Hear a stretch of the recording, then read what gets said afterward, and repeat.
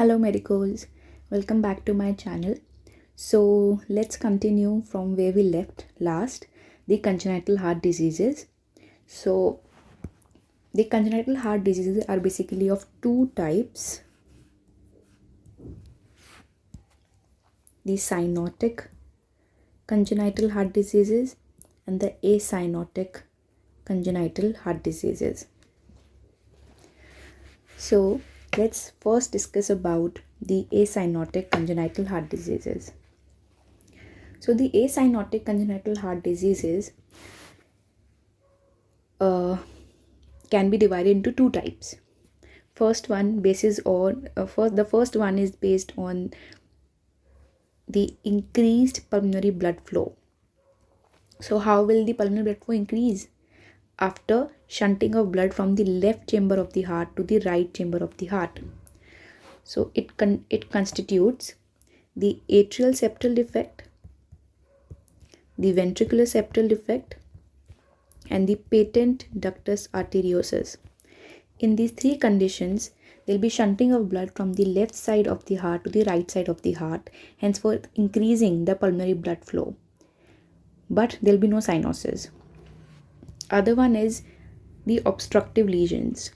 Obstructive lesions that will be basically causing the obstruction to the flow of blood through the aorta, and this will include coarctation of aorta. So we'll be learning about each one of these one by one in different videos. So today we'll be discussing about the ventricular septal defect. The ventricular septal defect is the most common congenital heart disease overall. Okay, so now let's start about VSD. So very first, the types of ventricular septal defect. Ventricular septal defect can be of four types. It can be of outlet VSD, it can be an inlet VSD, it can be a perimembranous VSD, or it can be a muscular VSD. So this perimembranous VSD is the most common type of VSD. Okay, then we have the muscular VSD. This variety of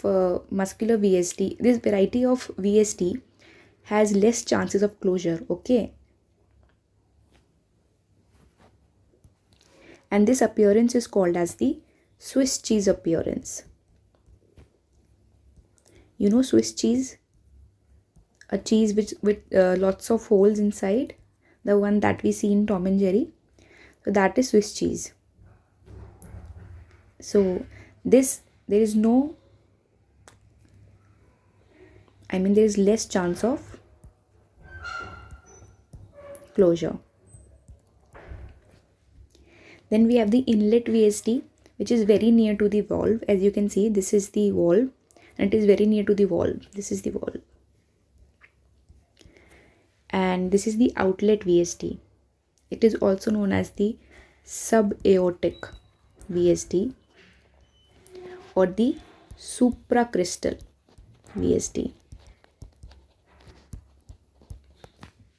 As you can see, this is the outlet from the right ventricle. You can see this is the right ventricle. You can see from the right ventricle, this is the pulmonary artery, this is the outlet. So near the outlet is the outlet VSD. Now let's study about the pathophysiology of ventricular septal defect. Now here you can see that this is the normal heart. Okay, and what is happening in the normal heart? The blood from the superior vena cava and the inferior vena cava is entering the right atrium. So you can see that this is the right atrium. Now through the this valve, that is the tricuspid valve, it will reach the right ventricle. And from the right ventricle, this blood will enter the pulmonary trunk through this pulmonary valve. Now this blood, that is the deoxygenated blood, will be going through the pulmonary artery to the lungs. Now from the lungs, there will be oxygenated blood carried by the pulmonary veins that will enter the left atrium. Through the mitral valve, it will enter the left ventricle. And from the left ventricle, it will go into the aorta and then to the systemic circulation. This is the normal functioning of the heart. But what happens in VSD? So in ventricular septal defect, there is a defect in between the ventricles. This is the left ventricle, this is the right ventricle, left ventricle, and this is the defect, the ventricular septal defect. Okay, so what happens here is that basically you already know that left ventricle has very high pressure. Okay, and the blood will move from a state of high pressure to low pressure. So the blood will be shunted from the left side to the right side. Now normally the right ventricle has less pressure, but because of this more volume of blood that is coming in the right ventricle, more amount of blood will reach the right ventricle and then to the pulmonary arteries. Henceforth, more amount of blood will be reaching the lungs, and henceforth this will cause congestion in the lungs.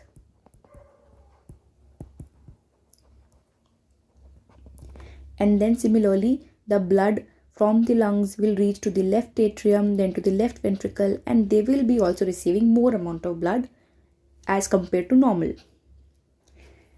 I hope this is quite clear. So what about the murmurs?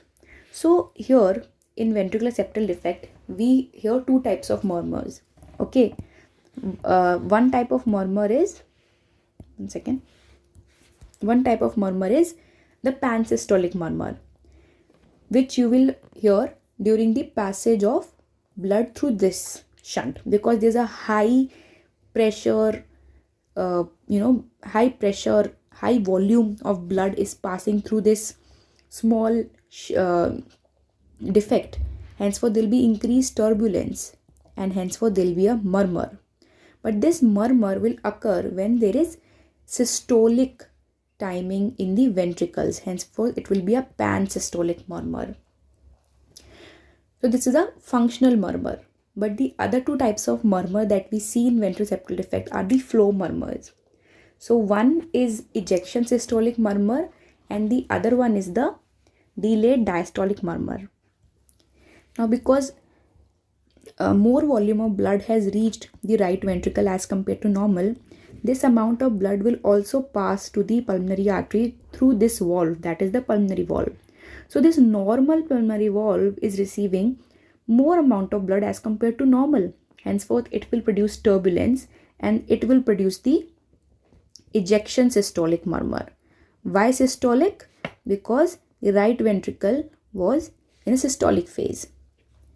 Now when this blood passed to the lungs, from the lungs it came to the left atrium, and now from the left atrium it will come to the left ventricle through this valve, this normal valve, that is the mitral valve. And now again a high amount of blood will be crossing this normal valve, henceforth will be producing a turbulence, and this murmur will be known as the, may I know what? Will be known as the delayed diastolic murmur. Right? Why diastolic? Because at that time the ventricle is in diastole. It is receiving the blood from the left atrium. I hope this is quite clear. If you have any doubts regarding the pathophysiology, you can watch the video again or you can ask me in the comment sections. So let's revise again the two types of murmurs that we see. One is the flow murmur, that is the ejection systolic murmur that is occurring at the level of the pulmonary valve, and the delayed diastolic murmur that is occurring at the level of the mitral valve, and the normal functional murmur of VSD, that is the pansystolic murmur. Now what will be the X-ray findings in a case of VSD? The child will be having cardiomegaly. Okay. Also, there will be presence of left ventricular hypertrophy. Now when do we say that it's cardiomegaly? When the cardiothoracic ratio is more than 0.6 in neonates and it is more than 0.55 in older children. Since we are studying pediatrics, therefore we'll be discussing only about the pediatric age group. Now, what about the treatment? So treatment will be divided into two parts. One is medical treatment, and another one is surgical treatment. For medical treatment, we'll be treating congestive cardiac failure. See, congestive cardiac failure is a complication of VSD that will occur because of the congestion that will occur in the heart because of increased, volume of blood that is coming. So to treat that, we'll be giving them digoxin and furosemide. Furosemide is a loop diuretic. Then we will also provide treatment for pneumonia. Now, pneumonia is also a complication that most commonly occurs because of pulmonary congestion. And we'll take care of the diet of the child. But the utmost, the treatment of choice will be surgical, that we'll have to do, and that will be patch closure of the ventricular septal defect. Okay. And when is it an indication? Patch closure is an indication only when there are features of congestive cardiac failure, or there's a ratio that we call as the QP by QS ratio, which is the pulmonary blood flow to the systemic blood flow ratio. If it is more than 2:1, these are the two indications for patch closure of ventricular septal defect. Then, okay, this normal value for it is 1:1. Okay. Now let's discuss the complications related to ventricular septal defect. So the very first complication will be definitely pulmonary congestion that will occur. Why? Because of recurrent pulmonary congestion that is occurring. Why? Because of lots of amount of blood is going through the pulmonary trunk to the lungs. So that is pulmonary congestion, and it can lead to recurrent pneumonia. Okay. And there can also be congestive cardiac failure because of congestion in the heart. The child can also, this condition can also lead to infective endocarditis, and the most common cause of endocarditis is Streptococcus viridans. Remember, this is also the most common complication. Another complication that you must have heard about is Eisenmenger syndrome. So what is Eisenmenger syndrome? Basically, here there is reversal of the shunt. That is, now the blood will be moving from right to left side. And if the blood will be moving from right to left side, the child will be having cyanosis as well as clubbing of nails. Okay. So what is the pathophysiology behind it? Basically, what happens is that over the years, because of huge amount of blood that is coming to the pulmonary artery, there will be vascular remodeling.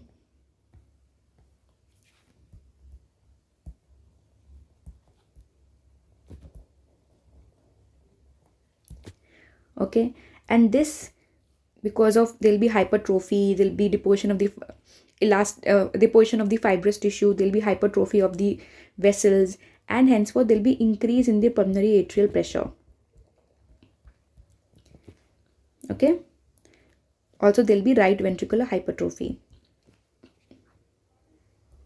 Henceforth, because of all of this, there will be increase in pressure in the right ventricle. And you already know that blood moves from a chamber of higher pressure to lower pressure. So, shunt will be reversed.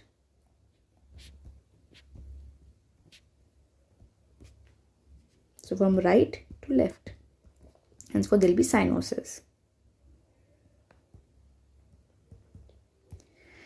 I hope this video was helpful for you to revise ventricular septal defect. In case you have any doubts, please comment down below. Don't forget to subscribe to my channel. I am new to this and I might be making a lot of mistakes while recording, but please, apologies for the same. And yeah, please follow my channel and do support me. Thank you.